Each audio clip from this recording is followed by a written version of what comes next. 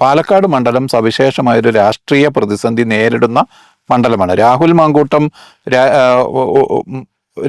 കോൺഗ്രസിൽ നിന്ന് പുറത്താക്കപ്പെട്ടു എന്നതല്ല, അതിനപ്പുറത്ത് കഴിഞ്ഞ ഒരു 3 തെരഞ്ഞെടുപ്പെങ്കിലുമായി അവിടെ ഒരു ട്രയാങ്കുലർ മത്സരം നടക്കുന്നു, BJPയും കോൺഗ്രസും CPIM തമ്മിൽ.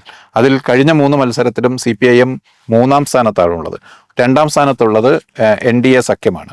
കോൺഗ്രസും BJPയും തമ്മിലുള്ള ഒരംഗത്തിൽ BJP കടന്നു വരാൻ സാഹചര്യം ഒരുക്കാതിരിക്കുക എന്നത് കോൺഗ്രസിന്റെ രാഷ്ട്രീയ ഉത്തരവാദിത്തമാണ്.